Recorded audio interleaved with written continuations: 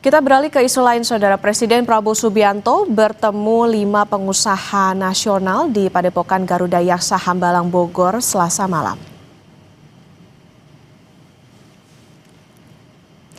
5 pengusaha nasional yang hadir adalah Prago Pangestu Barito Pacific Group, Antoni Salim, pemilik Salim Group, Franky Wijaya, Sinarmas Group, Boy Thohir, Adaro Energi, dan Sugianto Kusuma Agung Sedayu Group.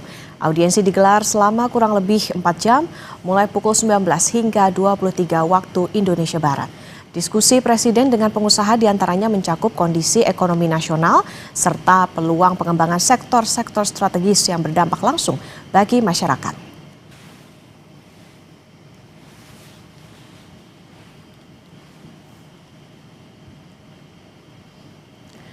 Presiden meminta 5 konglomerat menciptakan lapangan pekerjaan. Saat ini jumlah sektor informal terus naik. Salah satunya ojol.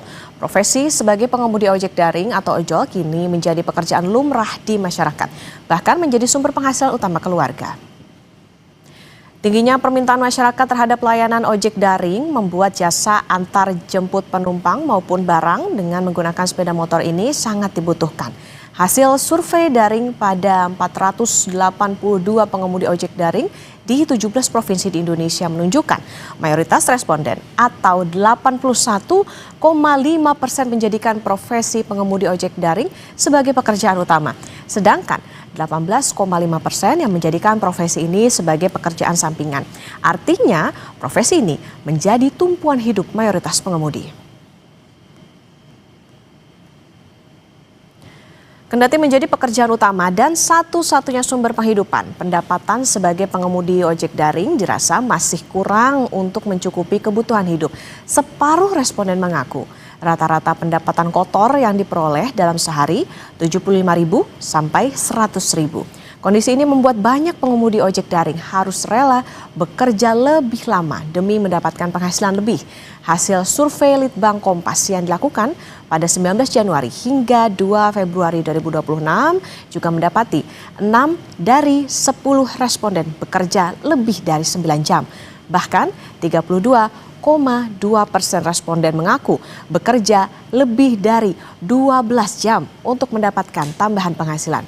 Biaya operasional untuk bahan bakar dan konsumsi pengemudi bisa mencapai 30 sampai 50% dari pendapatan.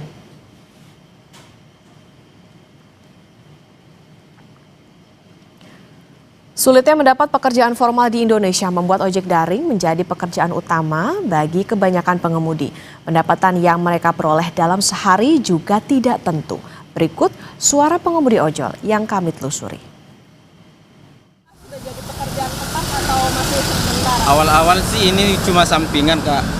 Tapi sekarang udah jadi pekerjaan tetap utama. Kalau alasan kenapa jadinya akhir dijadiin pekerjaan utama kalau boleh tahu, Pak? Sekarang dulu waktu ini jadi sampingan, pekerjaan utama saya kan jaga toko gitu. Sekarang udah nggak maju lagi tokonya. Sekarang udah fokus ke Gojek ini. Sekarang utama. Tahun berapa, Pak, pindah dari sampingan ke utama? Semenjak ya 2017-18 lah. Alasannya kenapa, Pak? Ya, sekarang cari kerjaan susah lah. Apalagi umur kita kan udah nggak memenuhi syarat lagi untuk cari kerja. Oh, jadi lebih mudah diterima ya? Iya. Kalau boleh tahu, Pak, penghasilannya berapa, Pak, Sehari untuk saat ini ya lumayan sih, bisa buat keluarga lah. Utama. fokus utama? Kayak dari 2023 tuh udah utama memang ya? Ya, Alasannya kenapa, Bang, jadi ini pekerjaan utama? ya udah maksudnya udah apa ya? Udah patokan sih, Kak. Maksudnya udah nggak bisa kerja di mana-mana, ya kerja ojol aja gitu. Udah coba daftar kemana-mana tapi nggak keterima. Iya. Jadi akhirnya karena gampang daftar di Ojol. makanya lebih ojol sekarang. Ya. Sekarang kalau boleh tahu berapa, Bang, sehari? Sehari paling bersihnya itu 150 kotor. Pengemudi ojek daring alias ojol awalnya menjadi pekerjaan sementara, namun saking terlalu panjangnya kini menjadi profesi utama. Kompas Bisnis telisik isu pekerjaan yang masuk kategori informal ini karena pendapatannya tak tetap. Sudah ada Deborah Laksmi Indraswari, peneliti Litbang Kompas. Selamat pagi Mbak Debi. Selamat pagi, Mokta. Oke, Mbak Debi, menarik nih. Survei Litbang Kompas terbaru bilang lebih dari 80% pengemudi ojek daring atau catatannya 81,5 ya. Betul. Ini menjadikan pekerjaan ini sebagai profesi utama. Tapi sebetulnya gambarannya tren secara 3-5 tahun terakhir itu seperti apa sih Mbak Debi?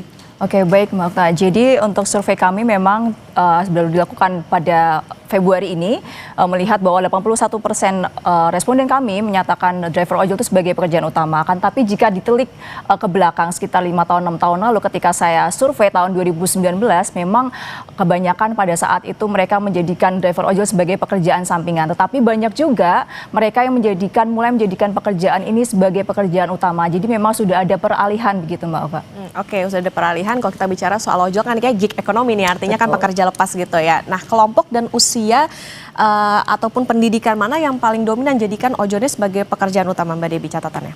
Baik, jadi survei kami nih Mbak Okta, kami menemukan bahwa mayoritas itu berasal dari tingkat pendidikan SMA dan setingkatnya begitu. Kemudian untuk usia memang rata-rata di usia produktif dari 25 tahun sampai 39 tahun, tetapi ada juga mereka cukup banyak 47,5% itu berasal dari kelompok usia 40 sampai 54 tahun. Artinya memang cukup lanjut gitu. Oke, berarti ini dalam usia produktif ya kebanyakan. Oke, nah kalau itu kan tadi kalau SMA mayoritas Mbak, ada nggak yang pendidikan yang lainnya juga misalnya S1 gitu? Iya, memang kalau S1 dan S2 dari responden kami ada, tapi jumlahnya tidak begitu besar, hanya 15,1% untuk S1 dan 0,2% yang S2. Jadi memang ada tingkatan sarjana itu menjadikan driver ojol sebagai pekerjaan utama, tapi ada juga yang sampingan. Tapi memang mayoritas semuanya adalah pekerjaan utama. Oke, mayoritas adalah pekerjaan utama. Oke, Mbak Debi, mayoritas ini mereka kalau dari catatan atau dari hasil survei ini adalah mereka yang mantan pekerja formalkah atau mereka yang korban PHK atau justru lulusan baru tapi tidak melihat potensi cari kerja akhirnya beralih jadi ojol? Betul, kalau dari survei kami kebetulan tidak menanyakan soal hal itu secara detail, tetapi kalau dilihat dari tren ketika saya melakukan survei juga pada tahun 2019, memang rata-rata mereka berasal dari pekerjaan formal, banyak juga dari pekerjaan formal, kemudian ada badai PHK, ketika COVID gitu ya, yang mereka akhirnya tidak memiliki pekerjaan beralih ke driver ojol. Namun banyak juga mereka yang berasal dari pengangguran. Jadi memang ada beragam, tapi tidak menutup kemungkinan perubahan ini terjadi dari pekerja formal ke pekerja informal seperti driver ojol seperti itu. Oke, nah Mbak Debi, apakah pendapatan ojol sebagai pekerjaan utama itu rata-rata bisa dikatakan cukup untuk memenuhi kebutuhan hidup layak di kota besar atau seperti apa? Karena kalau dari Litbang Kompas itu kan memang mereka merasa masih belum cukup ya gitu untuk bisa memenuhi kebutuhan itu.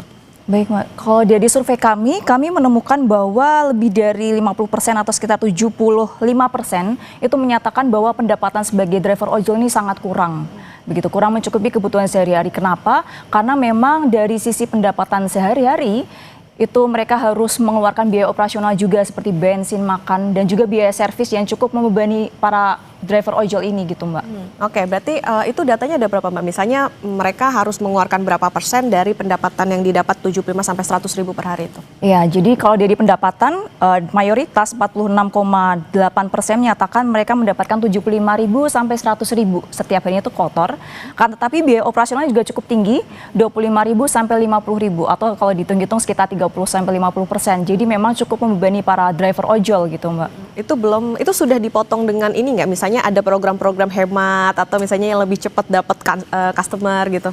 Ya betul, jadi memang ini belum dipotong, jadi memang ketika mereka menyatakan bahwa pendapatnya 75.000 sampai 100.000 itu kotor, bisa jadi karena ada potongan juga dari pihak aplikator dan juga ada program hemat dan juga beberapa program-program lainnya gitu seperti slot dan lain sebagainya juga cukup menguras pendapatan mereka sehari-hari gitu, Mbak. Oke, siap. Dan saudara, nanti kami akan lanjutkan kembali usai jeda, tetap bersama kami di Kompas Bisnis.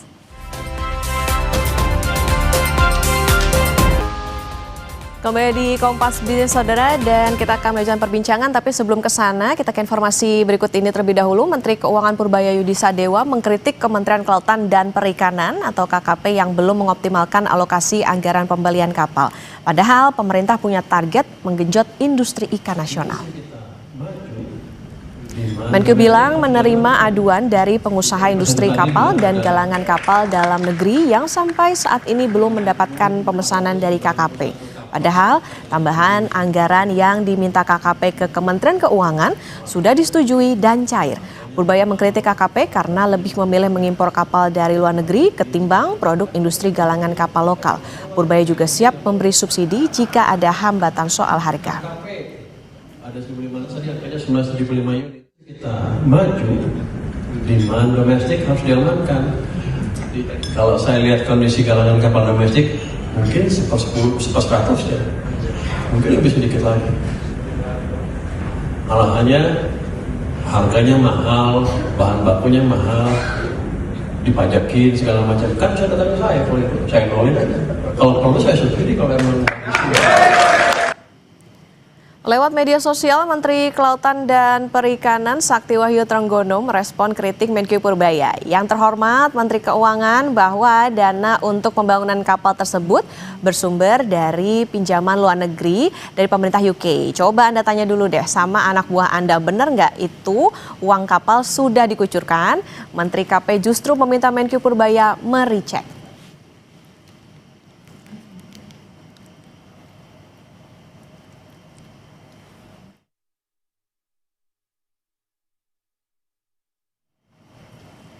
Nah, saudara, kita akan melanjutkan perbincangan bersama dengan Deborah Laksmi Indraswari, peneliti Litbang Kompas. Mbak Debi, kita lanjutkan kembali soal ojol ini. Nah, Mbak Debi, tadi ada beberapa catatan. Nah, kalau driver ojol atau yang menjadikan ojol ini sebagai pekerjaan utama, itu tuh bisa dikatakan gini nggak, lebih rentan secara ekonomi dibandingkan dengan pekerja formal?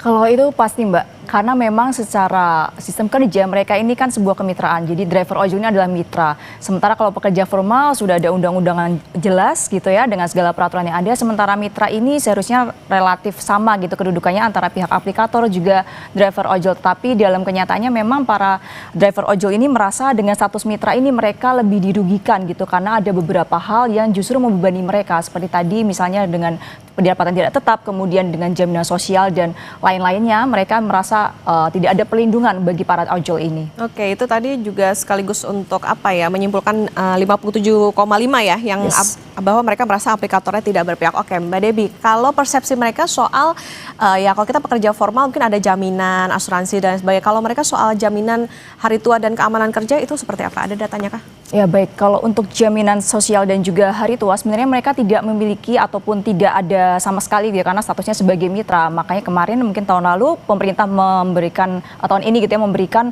peraturan baru terkait dengan pemberian iuran diskon iuran jaminan sosial bagi para pekerja informal termasuk driver ojol. Tapi menurut survei kami, mereka merasa bahwa jaminan sosial ini belum cukup karena mereka sendiri untuk menghidupi kehidupan sehariannya masih berat. Jadi untuk membayar sendiri iuran jaminan sosial tersebut, jadi mereka merasa kurang untuk ikut sertaan untuk jaminan sosial ini, mereka kurang mau gitu untuk Oke, ada jaminan sosial, dan kalau kita ingat juga beberapa kali menjelang Lebaran juga ada permintaan untuk THR dan lain sebagainya. Nah, berarti gini, apakah para mitra ojol ini merasa dirinya itu sebagai itu tadi mitra atau justru pekerja buat perusahaan ojolnya itu? Kalau mereka sendiri, mereka menyadari bahwa mereka ini sebagai mitra, Mbak. Jadi mereka memang kebanyakan merasa lebih baik mitra saja, karena kalau pekerja formal ada banyak aturan terkait dengan jam kerja, kemudian fleksibilitas ataupun target-target kerja. Sementara kalau mitra mereka bisa menentukan sendiri. Tapi yang mereka soroti adalah bahwa status kemitraan ini dirasa lebih merugikan mereka karena ada beberapa hal yang ternyata membebani mereka dan tidak ada perlindungan seperti yang sudah saya katakan tadi gitu. Oke, nah ada nggak data soal ini Mbak Debi? Harapan mereka kepada pemerintah soal status kerja ojol nih sebetulnya seperti apa gitu? Karena itu tadi ada beberapa yang mereka minta asuransi, jaminan dan lain sebagainya. Tapi di satu sisi ya karena mereka mitra, posisinya sama nih gitu dengan aplikator.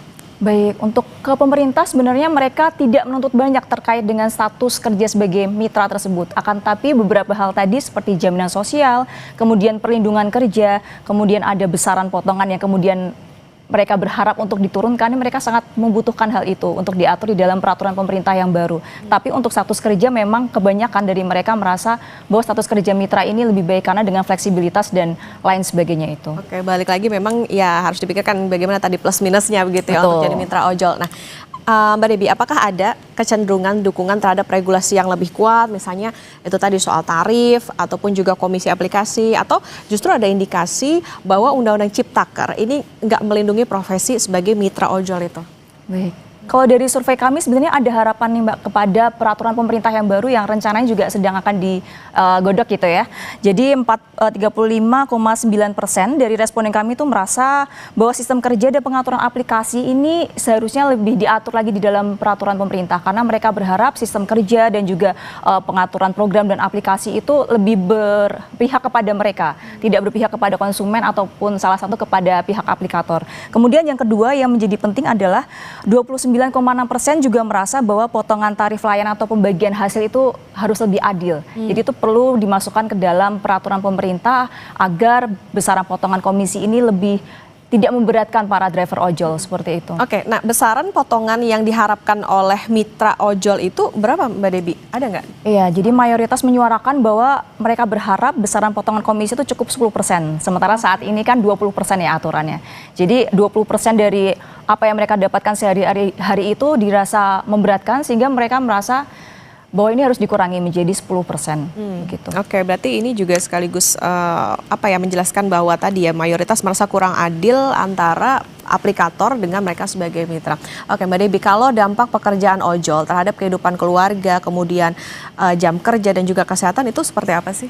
Baik, karena tadi sudah disinggung gitu ya bahwa driver ojol ini menjadi pekerjaan utama, artinya bagi keluarga mereka sebenarnya ini menjadi jalan ataupun solusi bagi kehidupan mereka. Karena di satu sisi saat ini sedang mencari pekerjaan susah, tapi sebagai driver ojol dengan syarat dan kemudahan yang ada, mereka bisa menjadi driver ojol itu sudah cukup membantu mereka untuk memenuhi kebutuhan sehari-hari. Akan tapi perlu diingat kembali bahwa di sisi lain mereka berjuang juga di jalanan nih Mbak Okta. Mereka mayoritas bekerja lebih dari 9 jam, bahkan ada yang lebih dari 12 jam, kemudian dengan pendapatan yang seadanya dan juga masih ada potongan serta biaya operasional itu ternyata kurang cukup untuk memenuhi kebutuhan mereka. Artinya memang di satu sisi driver ojol ini menjadi profesi yang menyelamatkan mereka, tapi di sisi lain mereka juga harus bertahan dengan kerentanan dan juga ketidakpastian itu begitu. Oke, ada pekerjaan tapi ya balik lagi ada struggling masing-masing. Ini tentu harus jadi catatan bagi pemerintah ya soal keberadaan dari mitra ojol ini, bagaimana bisa adil baik untuk aplikator supaya bisa tetap dengan bisnis, tapi juga di satu sisi bisa menguntungkan dan juga bisa memberikan jaminan juga bagi pekerja ojol yang tadi dikatakan rentan. Terima kasih peneliti Litbang Kompas Mbak Deborah Laksmi Indraswari sudah bersama di Kompas Bisnis. Sehat selalu Mbak Debbie. Terima kasih Mbak Okta. Saudara, pemerintah mengguyur insentif Lebaran 2026 berupa diskon tarif angkutan umum dengan nilai total mencapai 911,6